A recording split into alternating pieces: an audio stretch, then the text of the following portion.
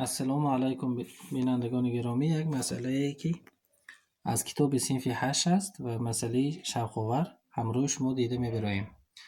نگاه کنید، من با شما را با شرط مسئله شناس می‌نمایم و شرط مسئله در اکران شما موجود است.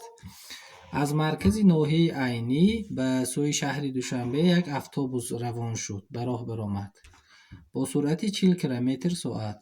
از شهر دوشنبه باشد. با خط سرخ اشاره کردگی ماشینی سبکرو آمده ایستاده بود و بعد که اتوبوس 15 دقیقه راه می رود با ماشین سبکرو وا می خورد و اتوبوس و ماشین راه خود را دوام می‌دهند. ماشین سبکرو آمده در مرکز ناحیه عینی 16:15 دقیقه استراحت میکند. بعد باز به راه می‌براید از عینی به سوی دوشنبه.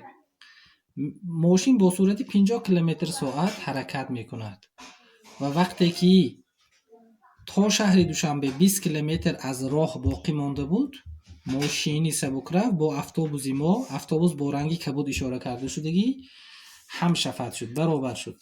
برای حل کردن این مسئله چی کار میکنیم؟ خیلی آسان. شما فقط فرموله سرعت را دانید کفایه است. یعنی برای یافتن سرعت جسم مسافه طی کرده اش را به وقت تقسیم میکنیم. چیز دیگری که باید که شما دانید این همین که فقط وقت و مسافه و سرعت را با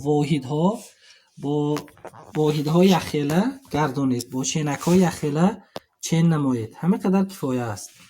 اکنون نگاه کنید، برای فهمیدن مسئله ما اول می‌یابیم که در همین 15 دقیقه که اتوبوس ما از عینی برآمد چقدر مسافه را طی کرده است. اولا 15 دقیقه را به ساعت میگردانیم. برای این کار دقیقه را به ساعت گردانیدن ما چی کار میکنیم؟ یعنی که همین 15 دقیقه را به 60 دقیقه تقسیم می‌نماییم. این میشود 0.25 ساعت. 0.25 ساعت با سرعت 40 کیلومتر در یک ساعت مسافه اتوبوس طی نموده 40 ضرب 0.25. برای ضرب کردن کسرهای دهی ببینیم، اگر 0 داشته باشد عددی بتون، 0 را خط میزنیم، ویرگول مایه یک خانه به سمت چپ میکشانیم. 4 ضرب 2.5. وقتی که 4 را به 2.5 ضرب میزنید 10 کیلومتر. انا اتوبوس ما با هنگام واخوردنش با ماشین سبکرو 10 کیلومتر مسافه را طی نموده بود. انا نگاه کنید، ماشین سبکرو از انا همینجا سر کرده به سوی عینی می آید. این یک وقتی معین را طلب میکند. باز در عینی 16:15 دقیقه می ایستد. تا این وقت صرف کردن ماشین سبکرو اتوبوس ما آخر راهش را ادامه میدهد کو. بید این راهی ادامه داده اتوبوس هم میبینیم. بگذار اتوبوس ما راهش را ادامه نموده تا این نقطه آمده باشد. اینجا چند کیلومتر باشد؟ برای این راه یافتن میبینیم که ماشین سبکرو از همین نقطه واخوری تا مرکز عینی چقدر وقت صرف میکند؟ 10 کیلومتر. سرعتش 50 کیلومتر ساعت. یعنی برای یافتن وقت ما مسافه رو به سرعت تقسیم می‌نماییم.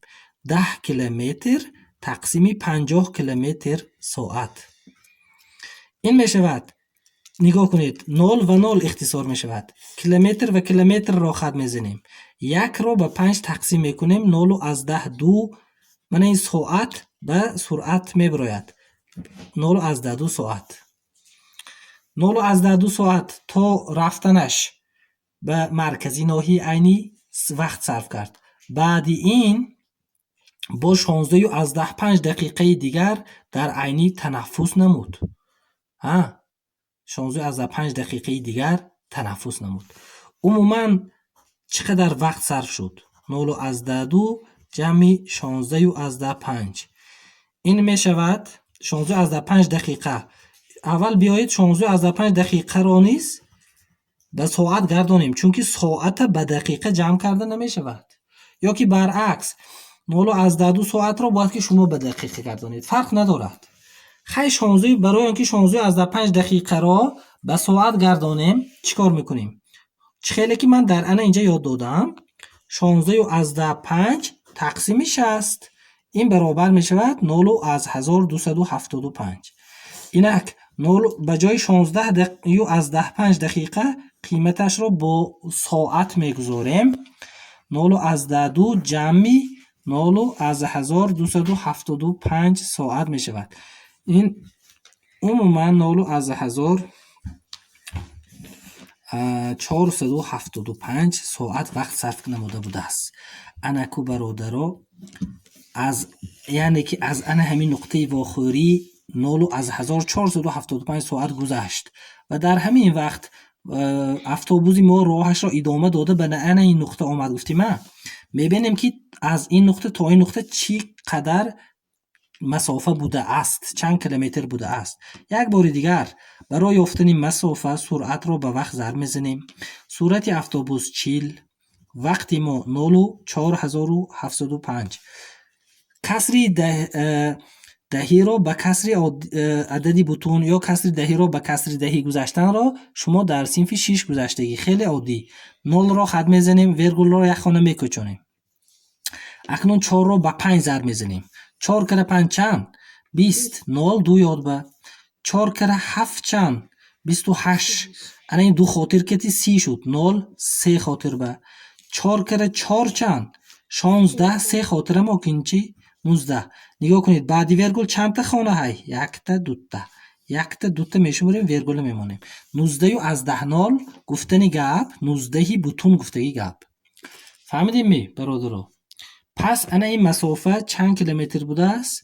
با 19 کیلومتر اتوبوس راه رفته بوده است.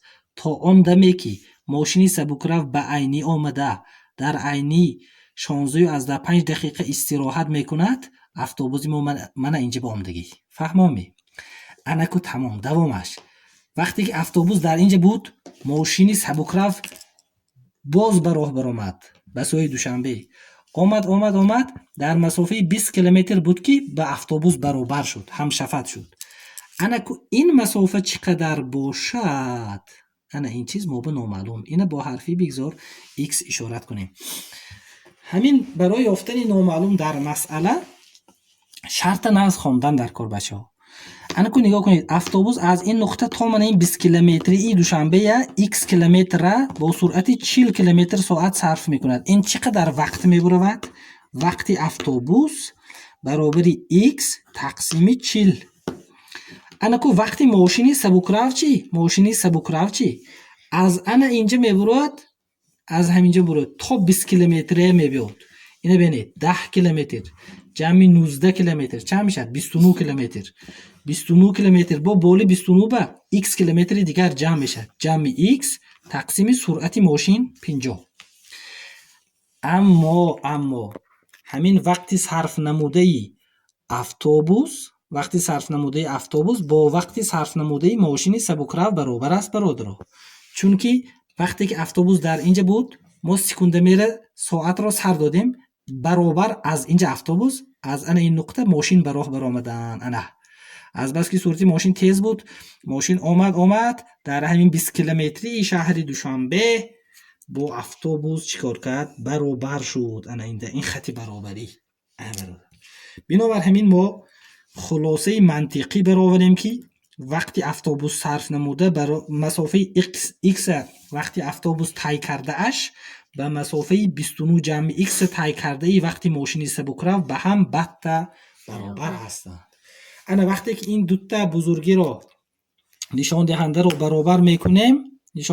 برابر میکنیم دو این بزرگی را ما چی را حاصل میکنیم؟ معادله را حاصل میکنیم. تمام. معادله ما این خیلی میشد x تقسیم 40 برابری 29 جمع x تقسیم 50.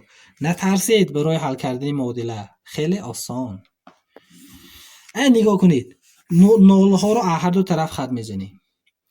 برای انکو معادله حل کردن قاعده تناسب من شما به یاد میتونم. بگذار a تقسیم b برابری x تقسیم y باشد. قاعده چی نام داشته است این؟ تناسب.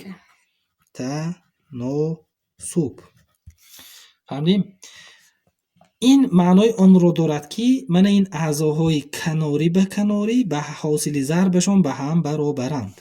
یعنی یکی از خلاصه‌هایی که از تناسبی ما برمی آید a ضرب y برابری b ضرب چیزه x. فهمو؟ نه. اگر همین را تانید این قاعده استفاده برید. تمام. 5 ضرب x برابری 4 ضرب 29 جمع x. تمام. انا اکنون 5x وقتی انا این ifade حرفی که عدد ضرب میشد که انا علامت ضرب نمانید. این نقطه نمانید. ماندن ضرور نیست. اینجا به ماندن نقطه ضرور نیست.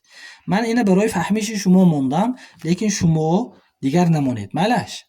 اکنون 4 کره 29 ضرب زنیم 116 می شود.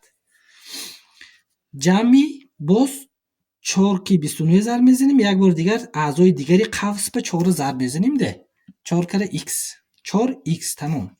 من این تغییر یابنده‌دارها را x دارها را به یک سوی معادله میگذاریم. چه میشود؟ دوامش اینجا بنویسم. 5x ترک 4x برابر 116. انا اکنون از اینجا x را یابیم. از 5x 4x گیریم اگر x میشد 1x. یک را قاعده نمی نویسن عادتا. برابر 116. معلوم شد که انا این مسافه ما چند بوده است؟ 116 بوده است. انا اینه بینید. راهی از عینی تا دوشنبه ما کدام پارچه آبجدا کردیم؟ اول 10 کیلومتر، ثانی 19 کیلومتر، با 116 کیلومتر، باز تا دوشنبه به اومدن چند کیلومتر؟ 20 کیلومتر. اگر همش جمع کنیم اگر مسافه از مرکز ناحیه عینی تا شهر دوشنبه میبراید. نگاه کنید. 10 جمعی 19 جمعی 116 جمعی 20 برابری. جمعی همه آسانتر من شما باید تیمی سراسمه نشوی. انا این 19 خواهید که 20 کنید. این 116 19 به یک تا قرض میتیم. 10 جمعی 20 شد می 116 یک تا کم کریم 115 شد. جمعی با 20 برابری. نگاه کنید. 10 و 20 و 20 چند؟ 50. 50 بالاش به 115 جمع کنیم باز و بالای 50 115 جمع کنیم 165 کیلومتر. از عینی تا دوشنبه چند کیلومتر بود است برادرها؟ 165 کیلومتر. مسئله خیلی آسان بود. مسئله خیلی ساده و همچنین مسئله شوق‌آور. نگاه کنید. ما یگان فرمول دشوار در اینجا استفاده نبردیم. تنها فقط همین فرمول سرعت دانید کفایه بود است. لیکن مسئله به طور سخیموی تصویر نمودن و هر یک جمله مسئله را به زبان متماتیک گرداندن، به فرمول گرداندن و نامعین را تعیین کرده ایستاده با واسطه معادله یا سیستم معادله آن را یافتن، این از همه مقصد اساسی مسئله است برادرها. به فکر من انشاءالله درس به شما معقول شد. کسی که معقول شده باشد لایک خود را دریغ ندارید تا که مسئله ما بیشتر منتشر شود و به دیگران نیز برسد و همین طور دانش خوانندگان و مکتب بچگان ما باز زیاده تر شود. خیر تا درس های دیگر. خدا حافظ.